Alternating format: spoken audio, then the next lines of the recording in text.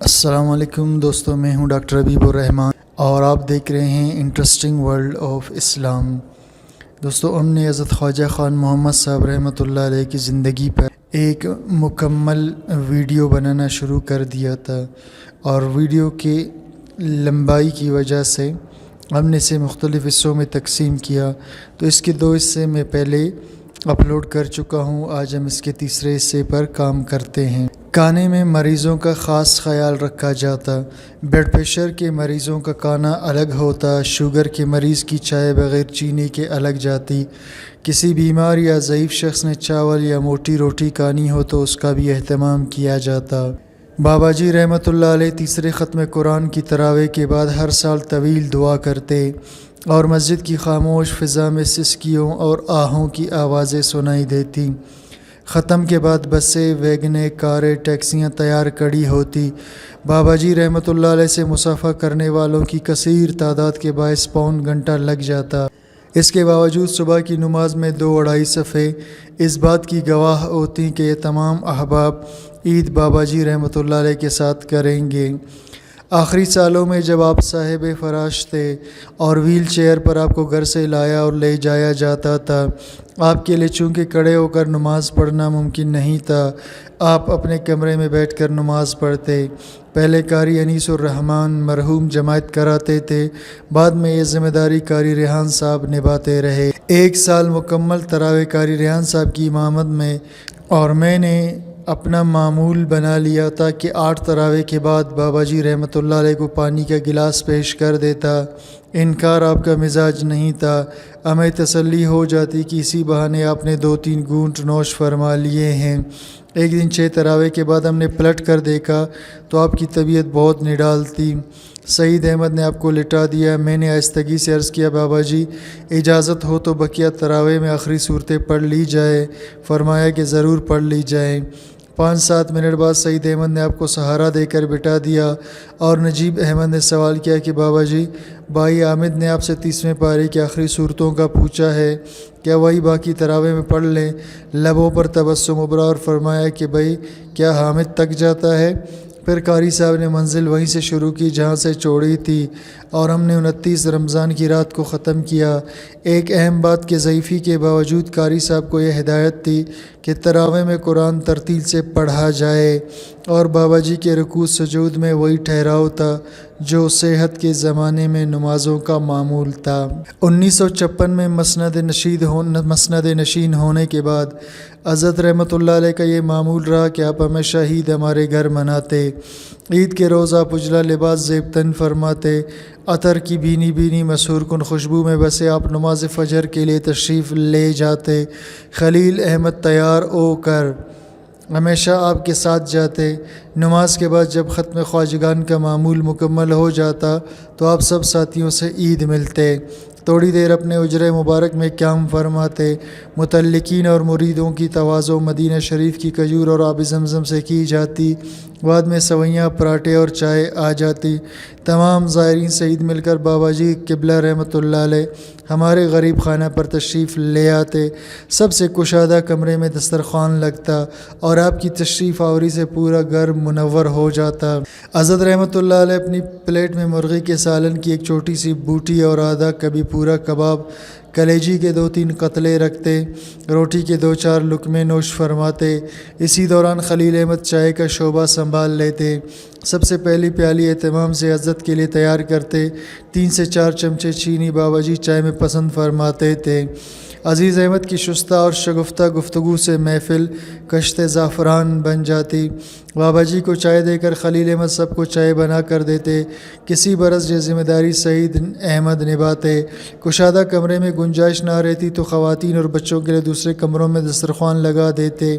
ناشتے کے بعد حضرت ہمارے فراخ برآمدے میں تشریف لاتے۔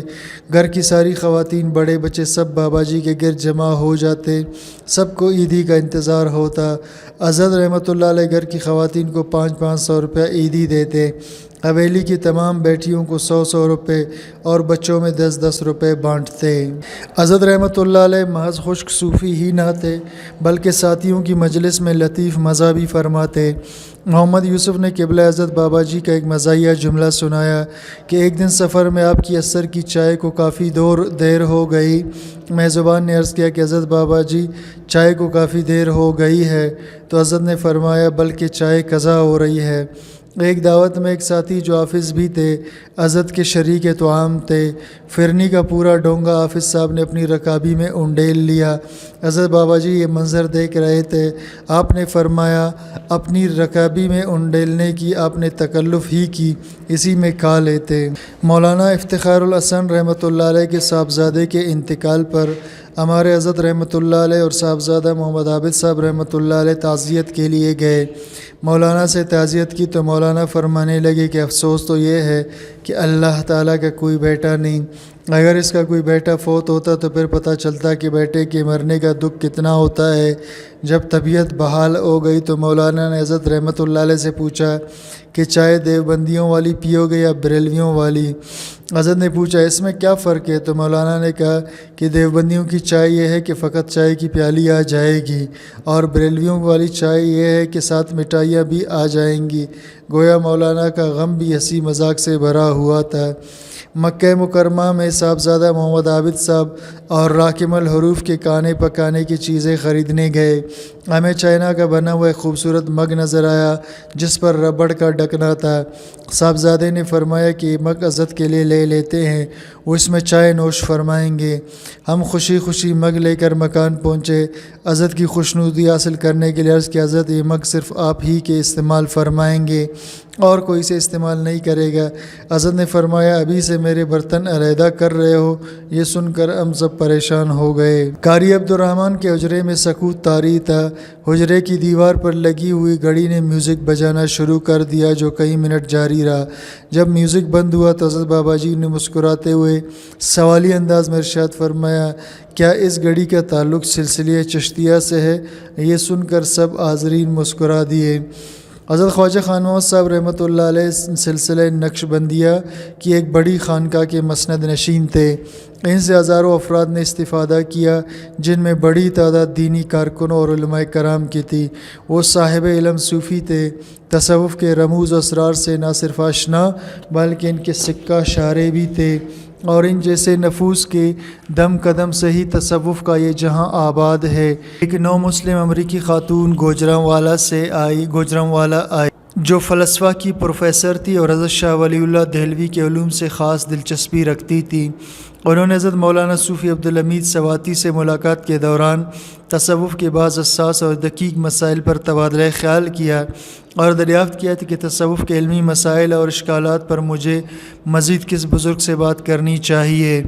حضرت مولانا عبدالحمید سواتی رحمۃ اللہ علیہ نے دو بزرگوں کے نام لیے، حضرت مولانا عبید اللہ انور رحمۃ اللہ علیہ، حضرت مولانا خواجہ خان محمد رحمۃ اللہ علیہ۔ ان میں سے آپ جس بزرگ سے ملیں گے آپ کو اپنے سوالات اور اشکالات کا تسلی بخش جواب مل جائے گا۔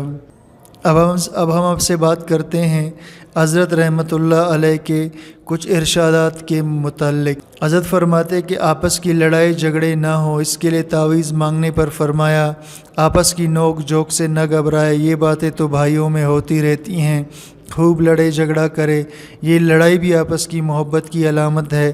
گھر میں اگر اس طرح کی باتیں نہ ہو تو پھر انسانوں کا نہیں بلکہ فرشتوں کا گھر ہو جائے گا۔ فقیر کے پاس ایسا کوئی تعویذ نہیں جو آپ کو انسانیت سے نکال کر فرشتہ بنا دے۔ آپ سے پوچھا کیا دعا مانگنی چاہیے؟ فرمایا اللہ سے گھر کا سکون، خاندان کے رشتوں میں محبت اور دنیا و آخرت کی عافیت مانگنی چاہیے۔ شیخ کی صحبت میں حاضر مرید کس بات کا خیال کرے؟ فرمایا مرید اپنا دل شیخ کی طرف یوں ملتفت رکھے کہ حضور اکرم صلی اللہ علیہ وسلم اور مشائخ اعظام کا جو فیض میرے شیخ کے دل پر اتر رہا ہے۔ شیخ کی صحبت میں حاضر مرید کس بات کا خیال رکھے؟ فرمایا مرید اپنا دل شیخ کی طرف یوں ملتفت رکھے کہ حضور اکرم صلی اللہ علیہ وسلم اور مشائخ اعظام کا جو فیض میرے شیخ کے دل پر اتر رہا ہے وہی فیض شیخ کے ذریعے میرے دل میں پہنچ رہا ہے۔ ایک مرتبہ کسی نے حضرت سے پوچھا کہ بچیوں کی تعلیم تربیت کیسی ہونی چاہیے، قرآن مجید حفظ کرایا جائے یا عالمہ بنایا جائے؟ حضرت نے فرمایا عورت کی خصوصیت خانگی امور خوش اسلوبی سے ادا کرنا ہے، ضروری نہیں کہ حافظہ یا عالمہ اچھی بیوی بھی ہو۔ ابو ظبی کا ایک عرب شیخ آپ کی خدمت میں حاضر ہوا، اس نے ابو ظبی کی دعوت دی جو آپ نے قبول فرمائی۔ وہاں سے واپسی پر اس نے حضرت کی خدمت میں 25-30 لاکھ روپے پیش کیا، آپ نے خود لینے سے انکار فرما دیا۔ اس نے وہ رقم خلیل احمد کو پکڑا دی۔ واپسی پر بابا جی نے خلیل کو فرمایا کہ تمام رقم مسجد کے کام پر خرچ کر دو۔ مسجد کے گنبد کی ٹائلوں کا کام اور اندر کی مینہ کاری کی دوبارہ تزئین و آرائش اسی رقم سے ہوئی۔ ایک رات کا آنے کے بعد میں بابا جی کی خدمت میں بیٹھا تھا۔ ان دنوں وہ شیخ زیارت کے لیے خانقاہ پاک ٹھہرا ہوا تھا۔ دوران گفتگو آپ نے فرمایا کہ اللہ تعالیٰ میں اس کی دولت کے فتنے سے محفوظ رکھے۔ ایم بی صوبی میاں والی میں ایئر فورس کے ڈینٹل ڈاکٹر تھے، حضرت کے دانتوں کی خصوصی معالج بھی تھے، حضرت بھی خصوصی توجہ فرماتے تھے۔ ہفتہ 15 دن کے بعد خانقاہ شریف حاضر ہوتے۔ 1988 میں حج کے ایام میں ڈاکٹر صاحب خانقاہ شریف پہنچے۔ حضرت نے پوچھا کہ حج کا کیا ارادہ ہے؟ عرض کیا اس سال تو میں نے درخواست نہیں دی، آئندہ سال دوں گا۔ حضرت خاموش ہو گئے۔ آئندہ حاضری پر پھر وہی سوال وہی جواب۔ ایک دن ڈاکٹر صاحب اپنے گھر میں آرام کر رہے تھے، فون کی گھنٹی بجی۔ ان کی اہلیہ نے فون اٹھایا تو حضرت رحمۃ اللہ علیہ صاحب ڈاکٹر صاحب سے بات کرنا چاہتے تھے۔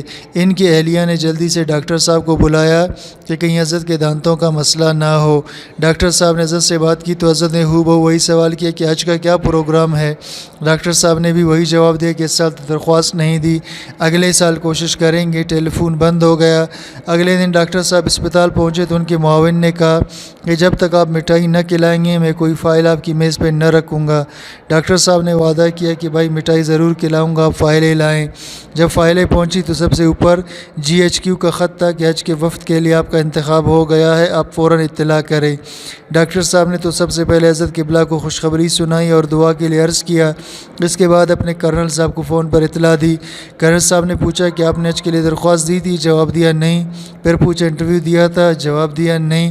پھر پوچھا سفارش کرائی؟ کہا جی نہیں۔ کرنل صاحب نے کہا خط لے کر میرے پاس آئے۔ کرنل صاحب نے خط پڑھ کر کہا کہ فوراً اطلاع کرو۔ الغرض ڈاکٹر صاحب نے شاندار حج کیا۔ ایک بار ایسا ہوا کہ میرے محترم مہمان تشریف لائے، کانے پر مدعو کرنے کا ارادہ باندھا۔ اہلیہ سے کہا، اس نے کہا آپ سودا سر لائے، کھانا پکانا کون سا مشکل کام؟ گھر میں 100 کا نوٹ تھا۔ میں نے اہلیہ سے کہا کہ دال سبزی بنا لو، گوشت ضروری ہے کیا؟ اس نے کہا کہ مہمانوں کے سامنے دال سبزی رکھیں گے، یہ مجھے مناسب نہیں لگتا۔ مہمان کے لیے قرض لینا جائز ہے لیکن خودداری آڑے آئی۔ اسی ذہنی کشمکش اور پریشانی میں تھا، دل میں قلق بھی تھا لیکن خاموشی اختیار کی۔ دوسرے دن میں بابا جی کے ساتھ گھر سے نماز کے لیے آ رہا تھا، اندھیرا چاہ رہا تھا، آپ کا دست مبارک میرے کاندھے پر تھا۔ میرے گھر کی قریب سیڑھی پر سے اترتے ہوئے آپ ایک لمحے کو رکے، جیب میں ہاتھ ڈالا، جانے کتنی رقم تھی میرے ہاتھ میں تھمائی اور فرمایا بھائی یہ ہدیہ ہے۔ میں حیران ہو کر رہ گیا، آنکھوں میں آنسو تھے، ایسا پہلے کبھی نہیں ہوا تھا۔ سوچتا رہا کہ بابا جی کو کس نے خبر دی کہ میں نے مہمانوں کو کھانا کھلانا ہے۔ عشاء کی نماز ادا کی، گھر آ کر دیکھا تو 1500 روپے تھے۔ اہلیہ کو بتایا اور صبح جو سامان اس نے لکھوایا لے آیا۔ دل میں عجیب خوشی تھی کہ مہمانوں کی تکریم کا سامان ہو گیا، یہ کرامت نہیں تو اور کیا ہے۔